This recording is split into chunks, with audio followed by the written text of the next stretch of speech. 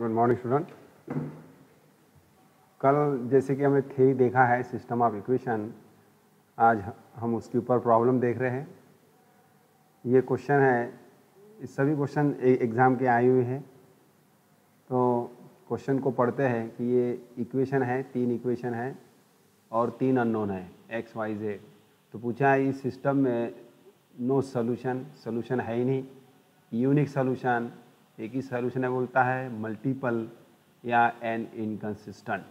ठीक है, अब यहाँ पर इनकंसिस्टेंट जो है एन इनकंसिस्टेंट मतलब सिस्टम हैविंग नो सोल्यूशन।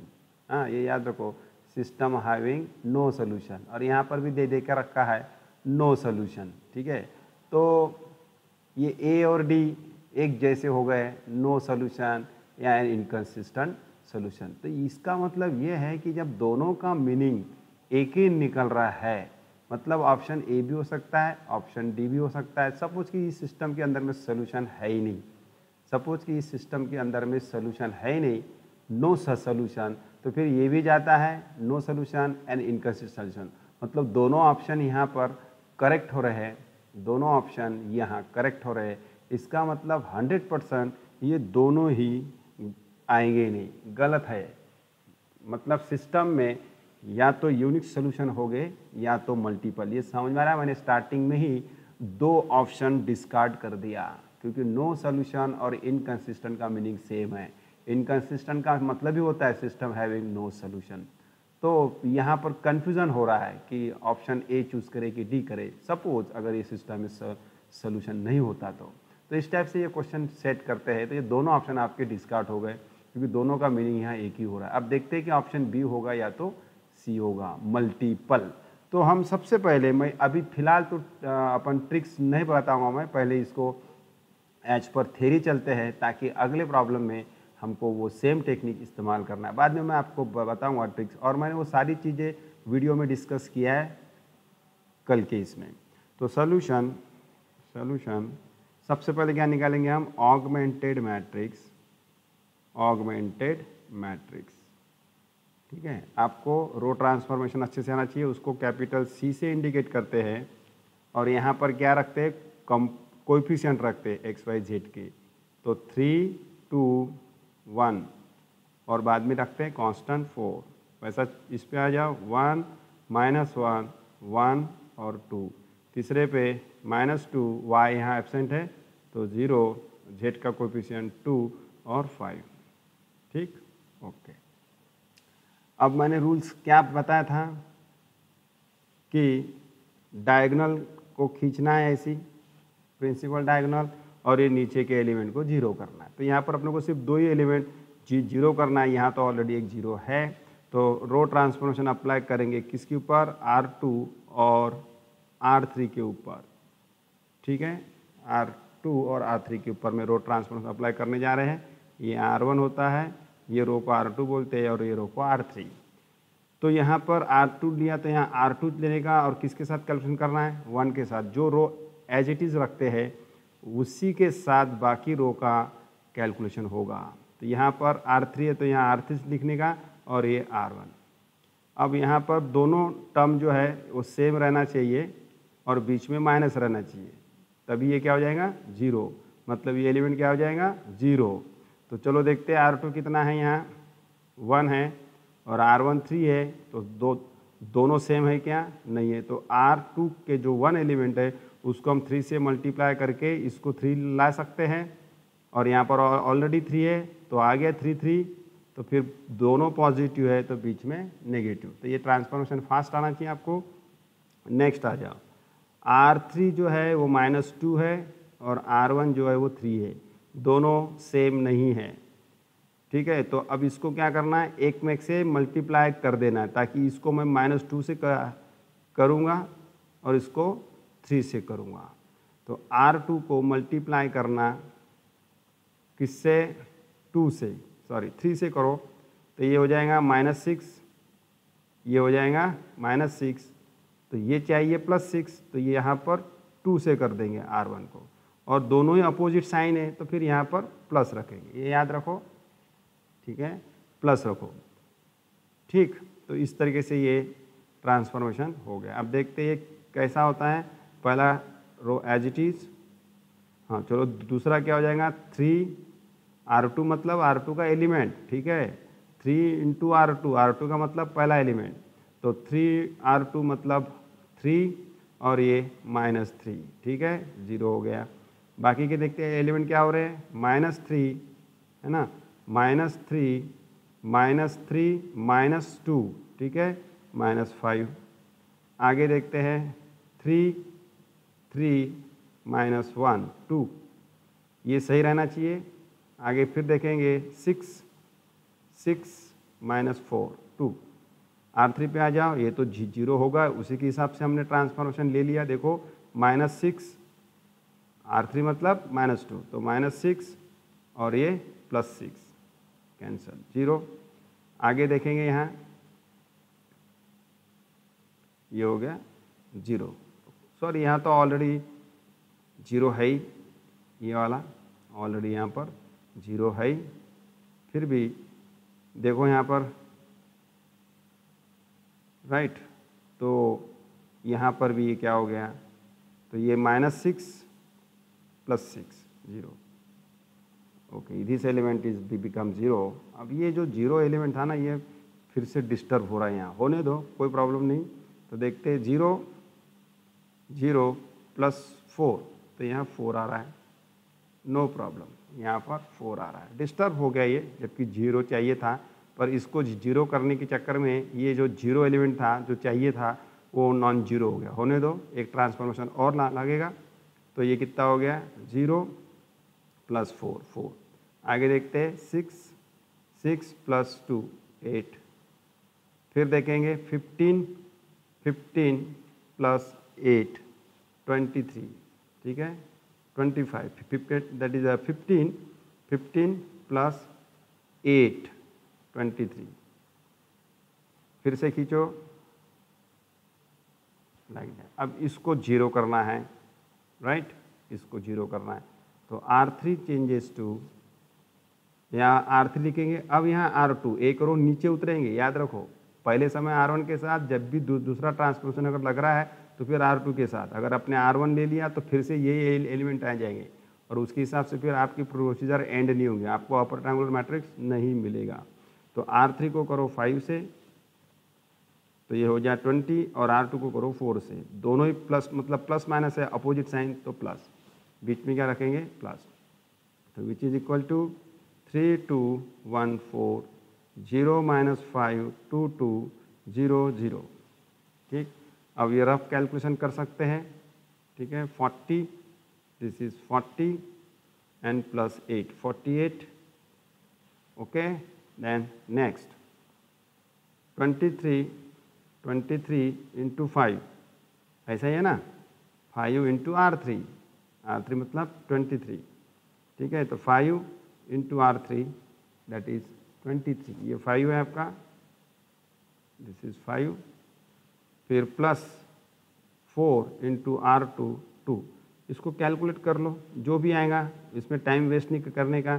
तो जैसे कि यहाँ पर कितना हो रहा है, that is 5 sorry 15 5 and this is 10, that is 11 +8 that is 123, 123 जो भी आ रहा है।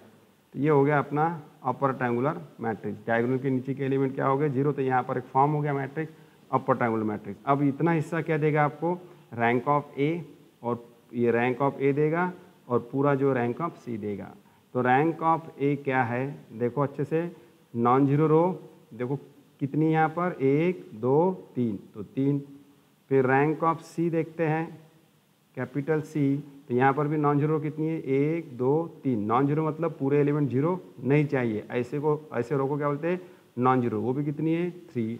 इसका मतलब rank of A equal to rank of C equal to कितना आ रहा है 3, और 3 किसके बराबर है, नंबर ऑफ वेरिएबल्स या अननोन्स। यहाँ पर क्या है अननोन्स x y z। तो रूल क्या बोलता है जब ऐसा आता है, तो सिस्टम इज कंसिस्टेंट। तो रूल क्या बोलता है, system is consistent and having unique solution. तो यहाँ पर ऑप्शन जो बी है वो सही है। अब देखते हैं इसकी ट्रिक्स क्या है। मैंने कल थ्योरी में डिस्कस किया हूँ, इतना सारा नहीं करना है तुमको। ये देखो, इसमें कैलकुलेशन में वक्त लगता है, ठीक है, साथों साथ फिर ये थ्योरी भी लगती है सेटिस्फाइड करने के लिए। ये अगर हम देखते हैं इसको, और में मैंने लिख दिया था यूनिक सॉल्यूशन के वक्त कल, ऐसा तो लिखा ही था मैंने, ऐसा तो लिखा ही था, मगर एक और करके एक कॉर्नर पे लिखा था कि डिटर्मिनेंट ऑफ ए निकाल लो, डिटर्मिनेंट ऑफ ए, ठीक है। तो डिटर्मिनेंट ऑफ ए अगर 0 नहीं आता तो समझ लेना इसके यूनिक सॉल्यूशन है। तो ये कल मैंने लिख के दिया।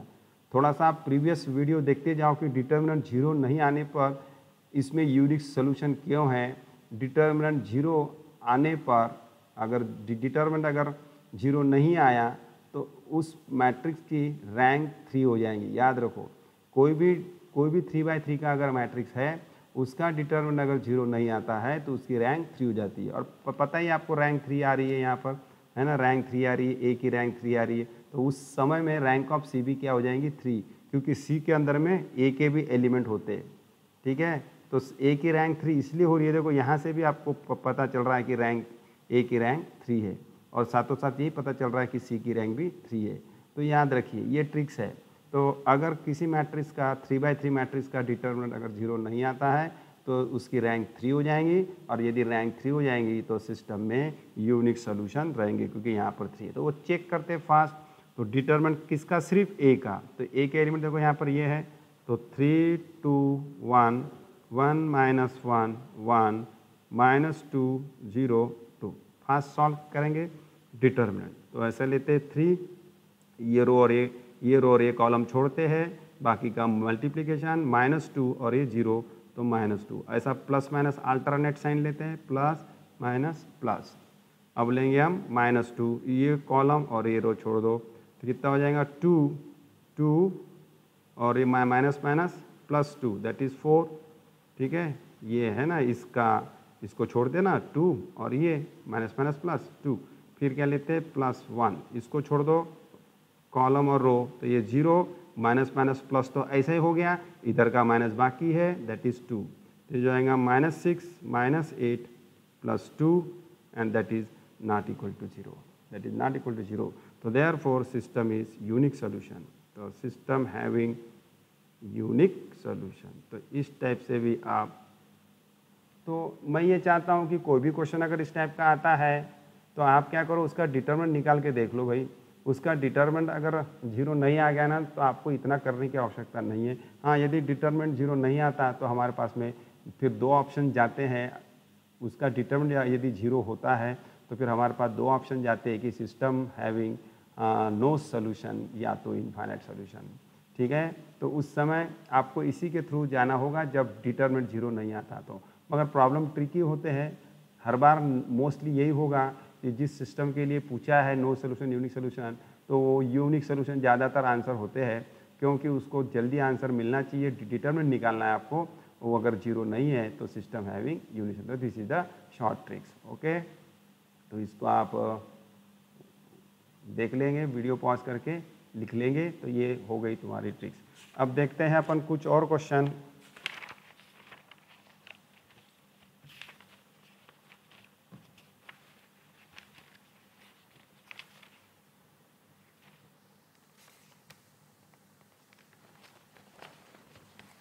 राइट, दिस क्वेश्चन, यहाँ पर भी हम कोशिश करेंगे कि कोई ट्रिक्स हमको मिलती क्या।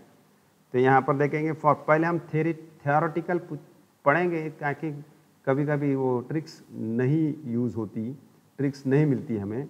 तो इसलिए वो थ्योरी जो इसके पहले प्रॉब्लम में अपन ने जो अपर ट्रायंगुलर मैट्रिक्स बनाए और जो रैंक की डेफिनेशन से गए थे, no solution, unique solution, infinite solution, उसी के थ्रू हम पहले जाएंगे, फिर बाद में देखेंगे कि उसकी ट्रिक्स क्या है, ठीक है। तो यहाँ पर पूछा है for what values of lambda and mu. यहाँ पर लैम्बडा और म्यू 2 अननोन दे के रखा है सिस्टम के अंदर में। देखो यहाँ पर लैम्बडा है और यहाँ पर म्यू है, ये 2 अननोन है।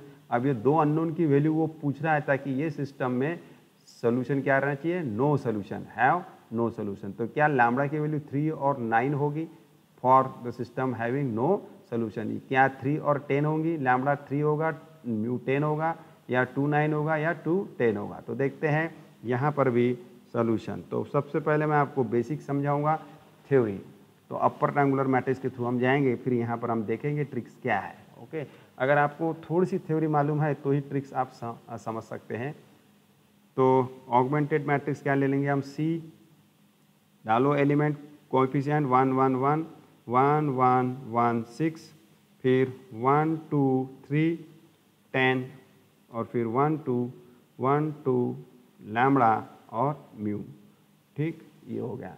अब डायगोनल खींचो आप, चलो खींच दिए डायगोनल। डायगोनल के नीचे के एलिमेंट को क्या करना है? 0। तो R2 चेंजेस टू R2, यहाँ R1 लिखेंगे। R3 चेंजेस टू करते हो तो R3, तो यहाँ R1 लिखेंगे। देखो दोनों ही सेम है, प्रॉब्लम थोड़ा सिंपल पूछा है करके सिर्फ माइनस लगेगा। R3 भी 1, R1 भी 1, दोनों सेम है, माइनस ही लगेगा। तो विच इज इक्वल टू पहली रो एज इट इज, दूसरी ये तो आपका चलो 0 हो गया। 1 - 1 2 - 1 1, and 3 - 1 2, and 10 - 6 that is 4। Third पे आ जाओ, ये तो आपका 0 हो गया। ठीक है, अब 2 - 1 1। अब यहाँ पर थोड़ा सा जाएंगे लैम्बडा -1, ये अननोन है, थोड़ा सा लिखेंगे लैम्बडा -1, और यहाँ लिखेंगे म्यू -6, म्यू -6। अब ये बचा हुआ है आपका 0 होने का। तो नेक्स्ट R3 चेंजेस टू, फिर से यहाँ पर इजी हो गया, R3 भी 3 है, और इसका कैलकुलेशन किसके साथ होगा? R2 के साथ। मैंने कहा था एक रो नीचे उतरना है सेकंड ट्रांसफॉर्मेशन के वक्त। अगर थर्ड लगता है तो फिर और नीचे ऊपर, वो थर्ड का जरूरत नहीं है क्योंकि यहाँ पर उतरने के लिए 2 ही रो है। ठीक है, तो यहाँ पर हम फिर से R3 चेंजेस टू, R3 जो 1 है और R2 भी 1 है, तो सिर्फ बीच में क्या लगेगा? माइनस। तो यहाँ विच इज इक्वल टू, अब यहाँ पर फर्स्ट रो और second row as it is 0 1 2 4, अब ये 0 और ये भी 0। अब यहाँ पर देखेंगे लैम्बडा R3 कितना है? लैम्बडा -1, और ये R2 कितना है? 2। तो लैम्बडा -1 -2 दैट इज लैम्बडा -3, ये आ गया। अब यहाँ पर R3 - R2 मतलब mu -6, mu -6 -4 that is mu -10। तो इस तरीके से आपका अपर ट्रायंगुलर मैट्रिक्स बन गया।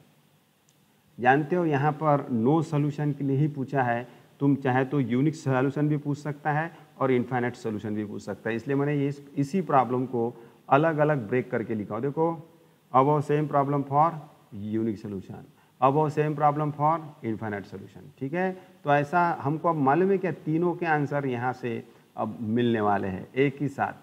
ठीक, तो ये जो 3 अलग अलग मैंने पूछा, यूनिक, इनफाइनाइट और नो, ये चाहे तो तीनों ही आप एक साथ लिख सकते हो। नंबर 1 नो सोल्यूशन के लिए लैम्बडा म्यू क्या हो गया, नंबर 2 यूनिक सोल्यूशन के लिए लैम्बडा म्यू क्या होना चाहिए, नंबर 3 इनफाइनाइट सोल्यूशन के लिए लैम्बडा म्यू क्या होना चाहिए, जस्ट लाइक दिस। अब मैंने यहाँ पहले नो सोल्यूशन लिखा, फिर नेक्स्ट क्वेश्चन क्या लिखा, यूनिक सोल्यूशन, और फिर नेक्स्ट लिखा इनफाइनाइट सोल्यूशन। तो ये 2 के आंसर भी हमको यहीं से मिलने वाले हैं।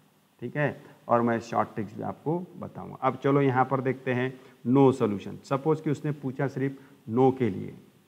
ठीक है, मेरी बात समझ में आई आपको? नो सोल्यूशन केवल नोच पूछा है। ठीक, दोनों नहीं पूछ सकता यहाँ पर ऑब्जेक्टिव में। तो नो सोल्यूशन के लिए हम पहले क्या लिखेंगे? डेफिनेशन लिखेंगे कि rank of A not equal to rank of C. ये तो डेफिनेशन आपको पहले लिखना ही है नो सोल्यूशन के लिए। मतलब दोनों की रैंक आपको इक्वल नहीं बनानी है, दोनों की रैंक इक्वल नहीं बनानी है। तो ये इतना पार्ट क्या देगा? रैंक ऑफ ए, और पूरा क्या देगा? Rank of C. तो अब देखिए रैंक ऑफ ए आपको बनाना है सपोज 2, और रैंक ऑफ सी आपको बनाना है सपोज 3, क्योंकि रैंक इक्वल नहीं चाहिए ना, तो 2 चाहिए ये और ये 3 चाहिए, या ये 1 चाहिए तो ये 2 चाहिए। ठीक है, तो यहाँ पर थोड़ा सा लॉजिक देखेंगे कि रैंक ऑफ ए हमको 2 चाहिए। अभी देखो यहाँ इसके अंदर अगर देखते इतना पार्ट जो कि मैट्रिक्स ए का हिस्सा है, ए का हिस्सा है, इसमें अभी फिलहाल नॉन जीरो रो कितनी दिख रही है? 3, 1 2 और 3, क्योंकि अब लैम्बडा हमने कोई डिसाइड नहीं किया, कोई फिक्स क्वांटिटी है। इसका मतलब रैंक ऑफ ए कितनी हो गई? 3। ठीक है। रैंक ऑफ ए कितनी हो गई? 3।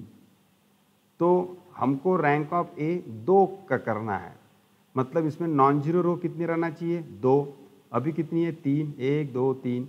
तो ये रो पूरी अगर हम जीरो करते हैं तो रैंक ऑफ ए कितनी मिल जाएंगी? 2, क्योंकि जीरो रो को हमको छोड़ना पड़ता है रैंक निकालने के लिए। इसका मतलब यह 100% हो गया है कि लैम्बडा माइनस 3 को आपको क्या है? एज्यूम करना पड़ेगा 0, ताकि लैम्बडा इक्वल टू क्या हो जाएगा? 3। तो ये लैम्बडा इक्वल टू 3 तो एक आ गया।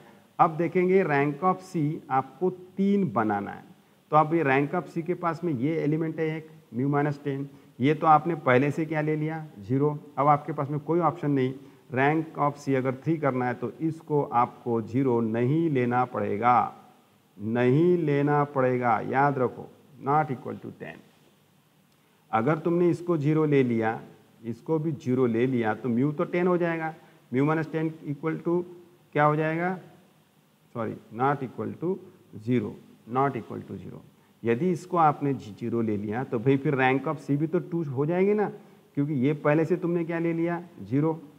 अगर इसको भी तुमने 0 ले लिया तो ये भी एलिमेंट क्या हो जाएगा? 0। ये तो तुमने ऑलरेडी 0 ले चुका है, तो फिर रैंक ऑफ सी कितनी हो जाएगी? 2, क्योंकि ये नॉन जीरो रो होंगी नहीं, वो तो 2 ही हो जाएंगे, फिर से रैंक इक्वल हो जाएंगी। और रैंक इक्वल अगर होती है तो सिस्टम में सोल्यूशन तो मिलेंगे, मगर उसने बोला नो सोल्यूशन करके आपका म्यू माइनस 10 0 नहीं हो सकता।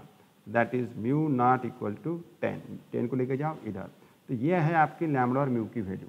तो ऑप्शन में देखते हो लैम्बडा 3 देखो यहाँ पर भी है, यहाँ पर भी है, ठीक है।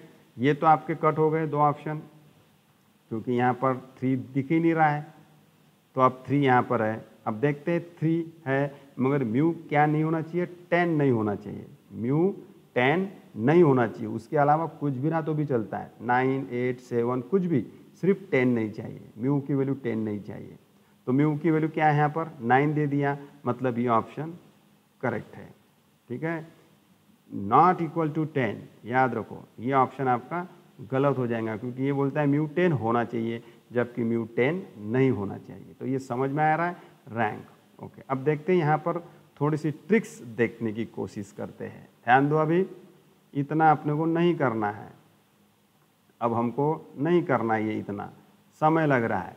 तो ट्रिक्स देखो, नो सॉल्यूशन। तो थोड़ा पिछली थ्योरी में हम जाएंगे, माइन्यूटली आप वीडियो देखेंगे तो आपको ट्रिक्स भी समझ आएंगी। देखो यहाँ पर मैं ए पे फोकस कर रहा हूँ। मैंने आपको कहा था डिटर्मिनेंट जो है, डिटर्मिनेंट जो ए है, यदि वो 0 नहीं आता तो यूनिक सॉल्यूशन, ऐसा लिख दिया था मैंने आपको। और यदि डिटर्मिनेंट 0 आता है तो वहाँ पर 2 चांस होते हैं, या तो नो सॉल्यूशन या तो इनफाइनाइट सॉल्यूशन, ठीक है। तो देखिए 1 1 1 1 2 3 और 1 2 लैम्बडा। देखो ये रो और ये रो सेम हो सकती है ना, 1 2 3। यदि मैं लैम्बडा को 3 ले लूँगा, यदि मैं लैम्बडा को 3 ले लूँगा तो क्या हो जाएगा? ये 1 2 3, ये भी 1 2 3। तो ये 2 रो क्या हो जाएंगी? डिपेंडेंट हो गई, सेम हो गई। तो सेम होने से इसको हम एक काउंट करेंगे और दूसरी इंडिपेंडेंट जो है वो ये काउंट करेंगे। तो नंबर ऑफ इंडिपेंडेंट रो कितनी हो जाएंगी? 2। नंबर ऑफ इंडिपेंडेंट रो कितनी हो जाएंगी? 2। ओके, और उसकी फिर रैंक कितनी हो जाएंगी? 2। तो रैंक निकालने की एक दूसरी भी डेफिनेशन है कि नंबर ऑफ इंडिपेंडेंट रो कितनी है, ठीक है। तो ये एक रो है, ये दूसरी रो है 1 2 3, और तीसरे में 1 2 लैम्बडा रखा हुआ है, 1 2 लैम्बडा रखा हुआ है। तो यदि मैं लैम्बडा को 3 लेता हूँ तो ये दोनों रो सेम हो जाएंगी, दोनों रो सेम हो गई, मतलब ये क्या हो गई? एकच हो गई, और ये डिफरेंट हो गई। तो डिफरेंट रो कितनी है यहाँ पर? 2 ही हो जाएंगी, 1 और ये 2, अगर आप लैम्बडा 3 लेते हो तो डिफरेंट रो 2 ही है, इंडिपेंडेंट रो 2 ही हो जाएंगी। तो फिर इसका मतलब इसकी जो रैंक है वो यहाँ पर 2 हो जाएंगी, रैंक 2 हो जाएंगे। और यदि रैंक 2 हो गई, अब यहाँ पर म्यू के लिए कोई चांस नहीं, यहाँ पर तुम कुछ भी ले लो, यहाँ पर 10 फिक्स है।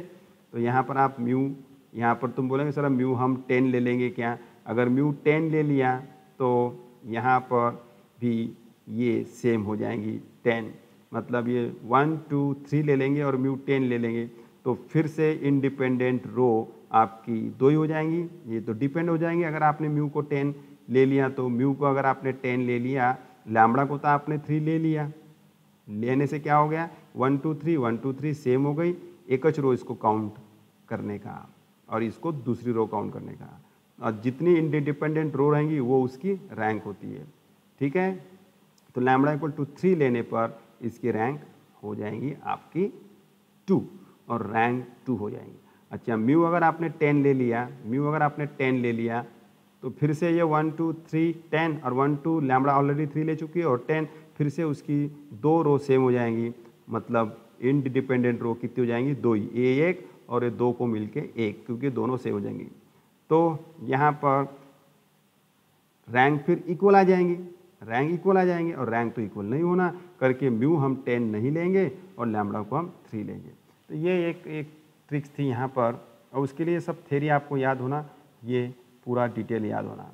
चलो अब देखते हैं कि ये प्रॉब्लम में अब आप मुझे बताइए above same problem for unique solution. अब यूनिक सोल्यूशन के लिए अपने पास में तो ऑलरेडी डेटा आ चुका है, अपर रेक्टेंगुलर मैट्रिक्स आ चुका है, तो पहले तो हम यूनिक सोल्यूशन की डेफिनेशन लिखेंगे। यूनिक सोल्यूशन वो क्या होती है, rank of A equal to rank of C equal to किसके बराबर होना चाहिए, number of variables, that is 3 x y z। तो देखते हैं रैंक इक्वल यूनिक सोल्यूशन। अब यहाँ नंबर ऑफ वेरिएबल कितनी है, 3, इसका मतलब इसकी भी रैंक 3 चाहिए, इसकी भी रैंक 3 चाहिए, तो इसका मतलब 100% हो गया। लैम्बडा -3 को हम 0 नहीं ले सकते, अगर लैम्बडा -3 को 0 ले लिया तो ये पूरी रो 0 हो जाएंगी और नॉन जीरो रो कितनी हो जाएंगी, 1 और 2, तो उस तरीके से उसकी रैंक 2 हो जाएंगी। इसका मतलब यहाँ पर लैम्बडा -3 को तो हम कभी भी 0 नहीं ले सकते, कीप इन माइंड, लैम्बडा -3 को हम 0 नहीं ले सकते। अगर लैम्बडा -3 को 0 ले लिया तो ये 0 रो हो गई और हमको गिनना पड़ता है नॉन जीरो रो, तो 1 2, तो नॉन जीरो रो 2 ही हो गई, तो उसकी रैंक 2 हो जाएंगी, जबकि रैंक कितनी चाहिए, 3, मतलब लैम्बडा -3 को हम 0 नहीं लेंगे। चलो अब दूसरा ऑप्शन देखते हैं कि म्यू -10 को अगर आपने 0 भी ले लिया तो कोई फर्क नहीं पड़ेगा रैंक ऑफ सी पर। ये सी है ना आपका, क्यों फर्क नहीं पड़ेगा, क्योंकि ये लैम्बडा -3 पहले से तुमने नॉन जीरो लेके रखा है, तो फिर रैंक ऑफ ए तो 3 हो गई और ये एलिमेंट इस रो में काउंट हो रहा है सी के अंदर में, तो इसकी भी रैंक कितनी हो जाएंगी, 3 हो जाएंगी। तो उस समय आप म्यू -10 को 0 भी ले सकते हैं या म्यू -10 नॉट इक्वल टू 0 भी ले सकते हैं, दोनों ऑप्शन है यहाँ पर। तो यहाँ पर हो जाएगा lambda not equal to 3 and mu equal to 10, या तो ये ऑप्शन देखना है आपको, या और lambda not equal to 3 and mu not equal to 10। तो देखिए कौन सा ऑप्शन है, लैम्बडा नॉट इक्वल टू 3, मतलब लैम्बडा 3 नहीं चाहिए, ठीक है, क्योंकि लैम्बडा -3 को हम 0 नहीं ले सकते, हमको रैंक ए की 3 चाहिए, ठीक है। हाँ, म्यू -10 को 0 भी लिया तो भी रैंक ऑफ सी आपकी 3 जाने वाली है, नंबर ऑफ नॉन जीरो 3 जाने वाली है, तो 3 और 10, तो ये जो जहाँ पर लैम्बडा नॉट इक्वल टू 3 बोलता है, तो ये तो 2 ऑप्शन कट हो गए, क्योंकि ये बोल रहा है 3 होना चाहिए, ये बोल रहा है 3 होना चाहिए। तो अब यहाँ देखते हैं म्यू, तो लैम्बडा जो है वो क्या नहीं चाहिए, 3 नहीं चाहिए, बाकी सब चलता है, और जो म्यू है वो 10 चलता भी है नहीं भी चलता है, तो ये आपका ऑप्शन हो जाएगा ए 2 और 10, क्योंकि म्यू 10 पॉसिबल है, ठीक है, राइट। और म्यू नॉट इक्वल टू 10 उस समय आपको देखना है। अच्छा, ये 3 तो आपका ये डी ऑप्शन भी क्या हो गया, कट हो गया, क्योंकि यहाँ पर भी 3 दिया उसने कि लैम्बडा की वैल्यू 3 होना चाहिए, जबकि आ क्या रहा है नॉट इक्वल टू 3, तो आपका यही ऑप्शन करेक्ट है। अगर यहाँ पर 9 भी दे देता ना तो भी ऑप्शन सही रहता, क्योंकि म्यू क्या नहीं चाहिए, 10 नहीं चाहिए बस, या म्यू 10 चाहिए, या 9 भी होता ना तो यहाँ आ जाता म्यू नॉट इक्वल टू 10, मतलब 10 को छोड़ के सिस्टम के अंदर में यूनिक सोल्यूशन है, और यहाँ 10 को पकड़ के भी, तो ये 2 और 10 इस सही है। अब यहाँ पर देखो above same problem for infinite solution, तो पहले इनफाइनाइट सोल्यूशन की तो आप डेफिनेशन लिख लेंगे। इनफाइनाइट सोल्यूशन क्या होती है, rank of A equal to rank of C. मैंने कहा था रैंक के लिए सोल्यूशन एग्जिस्ट करने के लिए रैंक इक्वल चाहिए, चाहे वो यूनिक सोल्यूशन आ रहा हो या इनफाइनाइट, मगर ये किसके बराबर आना चाहिए, less than number of variable, मतलब 3। तो रैंक 2 इक्वल चाहिए मगर वो 3 से कम चाहिए, इसका मतलब हम इसकी रैंक 2 2 बना सकते हैं, 2 2 बना सकते हैं।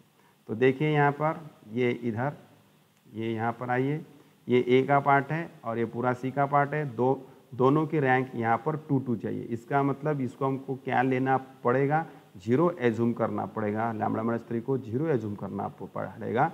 तो रैंक कितनी हो जाएंगी, 2, 1 और 2, क्योंकि नॉन जीरो ही रैंक होती है। Number of non zero row in upper triangular matrix is the rank. तो λ-3 को हम 0 लेने से ये रो 0 हो जाएंगी और नॉन जीरो रो हो जाएंगी 2, जो कि उसकी रैंक है। मतलब λ-3 को तो आपको 100% 0 लेना ही है ताकि रैंक 2 हो जाए। अब रैंक ऑफ सी भी 2 होना चाहिए, तो इसको भी हमको क्या लेना पड़ेगा, 0। ये तो पहले से आपने 0 ले लिया, इसको भी हमको क्या करना पड़ेगा, 0, ताकि ये पूरी रो 0 हो जाएंगी सी के लिए और उसकी भी रैंक कितनी देगा वो 2। मतलब μ-10 को भी आपको 0 लेना है, μ-10 को भी आपको 0 लेना है। तो λ=3 एंड μ=10, ये एक इसका एक ऑप्शन बन गया। तो λ=3 एंड μ=10 ये आपका फिर से पहले ऑप्शन में है 3 और 10, बाकी गलत है। ठीक है, ये 9 बोला जबकि स्ट्रिक्टली 10 होना चाहिए। तो इस तरीके से ये क्वेश्चन आपके हो गए हैं। अब देखते हैं एक आंधा और शॉर्ट क्वेश्चन। ओके, तो ये क्वेश्चन देखिए, द सिस्टम ऑफ इक्वेशन 2 ही दिया हुआ है यहाँ, तो have no solution, unique solution, infinite solution या फाइनाइट सोल्यूशन। तो थोड़ा सा आप गौर करो यहाँ पर। मैं अगर ऑगमेंटेड मैट्रिक्स लिखता हूँ तो क्या हो जाएगा यहाँ पर 1 2 3 और 8, और ये हो जाएगा 2 4 और 6 और 10। थोड़ा ट्रिक्स देखेंगे यहाँ पर।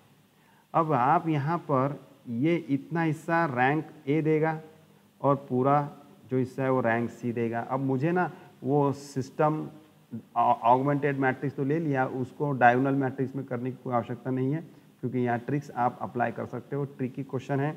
तो देखिए यहाँ पर 2 4 6 है और यहाँ 1 2 3 है। अगर मैं इसको 2 से मल्टीप्लाई करता हूँ तो ये सेम रो आ जाती है। मैं इसकी बात कर रहा हूँ, ए की, ठीक है ना, ए की बात कर रहा हूँ। 1 2 3 और यहाँ 2 4 3, मतलब 2 से मल्टीप्लाई करता हूँ इसको तो ये आ जाती है। मतलब ये रो इस पर क्या हो गई, ये रो इस पर क्या हो गई, डिपेंडेंट हो गई। तो ये रो जो है ये अपने को हटा देना है। तो रैंक कितनी हो जाएंगी, इंडिपेंडेंट रो एक है, इंडिपेंडेंट रो एक ही है।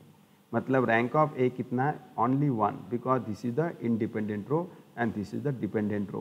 और आपको देखना है नंबर ऑफ इंडिपेंडेंट रो। तो इंडिपेंडेंट रो केवल एक ही है, एक ही बात कर रहा हूँ।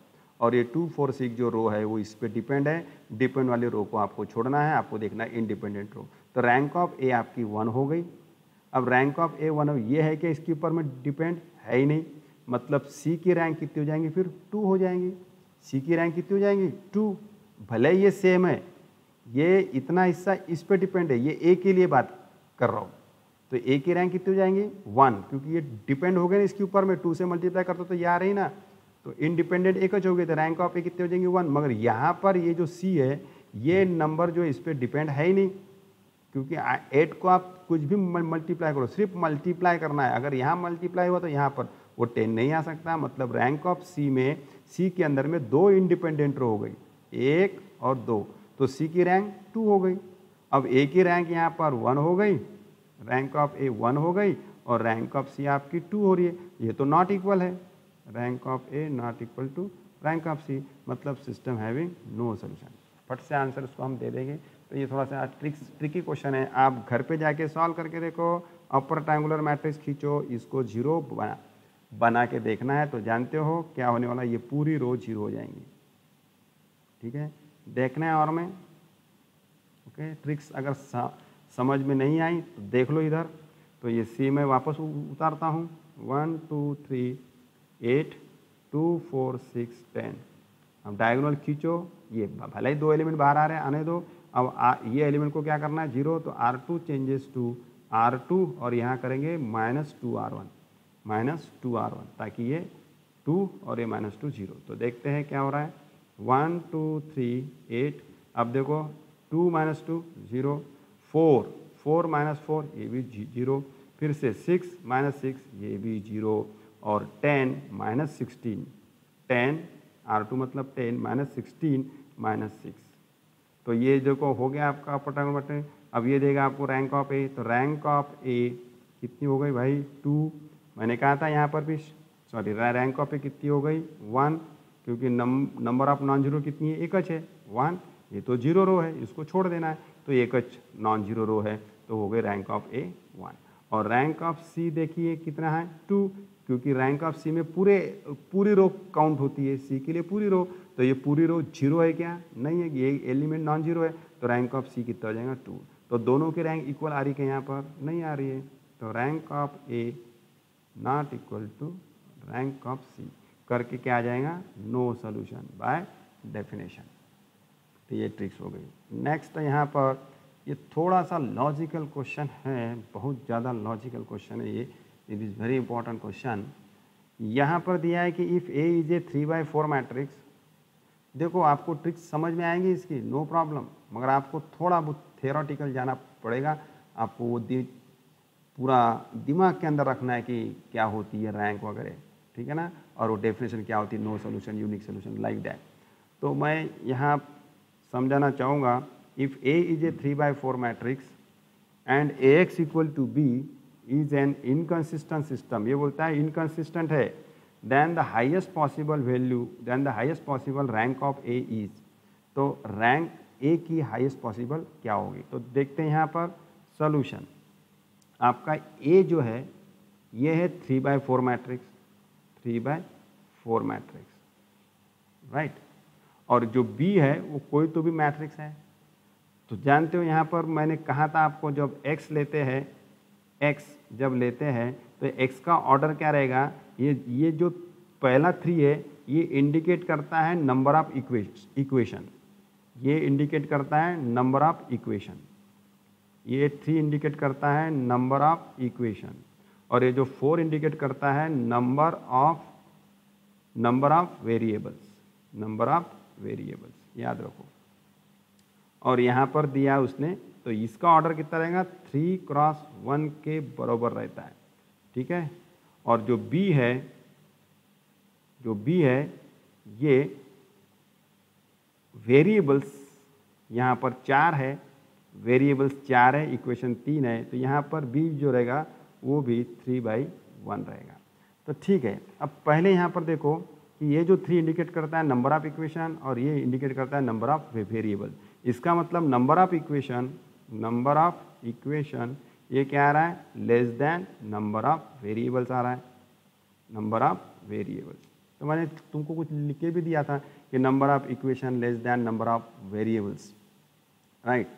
तो तब सिस्टम में सॉल्यूशन नहीं होते, नंबर ऑफ यूनिक सॉल्यूशन नहीं होते, याद रखने का, यूनिक सॉल्यूशन नहीं होते। तो number of equation less than number of variables, number of equation कितने हैं यहाँ पर 3, और नंबर ऑफ वेरिएबल कितने हैं 4। पहला जो दूसरा डिजिट है वो वेरिएबल्स इंडिकेट करता है, ठीक है, और ये इक्वेशन 3 इंडिकेट करता है, मैं यहाँ पर थोड़ा सा बाद में लिखूँगा। तो अब यहाँ पर जो ए की रैंक क्या हो सकती है, तो देखो रैंक ऑफ ए, एक डेफिनेशन है, रैंक ऑफ ए जो होती है ना वो मिनिमम ऑफ 3/4 होती है, मिनिमम ऑफ 3/4, याद रखिए फार्मूला है रैंक ऑफ ए लेस और इक्वल टू मिनिमम ऑफ 3/4। तो यहाँ पर क्या आ रही है, लेस और इक्वल टू 3, मतलब रैंक जो है आपकी लेस और इक्वल टू 3 होना चाहिए। तो उसने पूछा है कि भाई हाईएस्ट पॉसिबल रैंक क्या है, अब हमको कुछ पता ही नहीं है, 3 भी हो सकती है, 2 भी हो सकती है, 1 भी हो सकती है, ठीक है ना, हाँ 3 के ऊपर नहीं होगी। तो आपको देखना है कि हाईएस्ट पॉसिबल रैंक ऑफ ए क्या होगी ताकि सिस्टम में सॉल्यूशन ना हो इनकंसिस्टेंट। तो देखिए अगर मैं यहाँ पर 3 लेता हूँ, पहला ऑप्शन, अगर मैं 3 लेता हूँ तो देखो रैंक ऑफ ए 3 ले लिया, ठीक है, फार्मूला क्या है, rank of A equal to rank of C, ठीक है, ओके। तो and rank of A equal to rank of C, तो सिस्टम में सोल्यूशन है, मगर वो तो बोलता है इनकंसिस्टेंट है, मतलब रैंक इक्वल नहीं चाहिए, रैंक इक्वल नहीं चाहिए। तो यदि मैं 3 लेता हूँ, रैंक ऑफ ए अगर 3 लेता हूँ, तो आपका सिस्टम जो है वो इनकंसिस्टेंट नहीं होगा, जबकि यहाँ पर क्या दिया हुआ है, इनकंसिस्टेंट, क्योंकि रैंक ऑफ ए अगर 3 है, अगर आप रैंक ऑफ ए 3 लेते हो तो रैंक ऑफ जो सी है वो भी 3 आ सकता है, क्योंकि आपके पास में इक्वेशन कितने हैं, 3, इक्वेशन कितने 3, तो आपकी रैंक 3 तो जरूर आ सकती है। ठीक है, इक्वेशन 3 अगर है तो रैंक 3। भाई देखो ना, इक्वेशन कितने हैं, 2 इक्वेशन है, तो रैंक मैक्सिमम कितनी आ सकती है 2 है। देखो रैंक ऑफ सी कितनी आ रही है 2। ठीक है ना, तो जितने इक्वेशन है उतनी तो रैंक आना चाहिए। ठीक है, मगर यहाँ पर देखेंगे कॉलम 4 है, तो इसी का हम थोड़ा सा फायदा उठाएंगे। तो यहाँ पर number of equation less than number of variable, तो सिस्टम हैविंग, पहली बात है कि यूनिक सोल्यूशन तो है ही नहीं, मगर वो पूछता है इनफाइनाइट। अगर मैं रैंक ऑफ ए 3 लेता हूँ तो आपको पता है रैंक ऑफ सी भी 3 हो सकती है। अगर रैंक ऑफ सी 3 हो सकती है तो फिर सिस्टम इनकन्सिस्टेंट होगा ही नहीं, सिस्टम कंसिस्टेंट हो जाएगा, सिस्टम में सोल्यूशन रहेंगे। तो ये ऑप्शन जो है 3 वाला, ये तो आपका कट हो गया। दूसरा देखते हैं 2।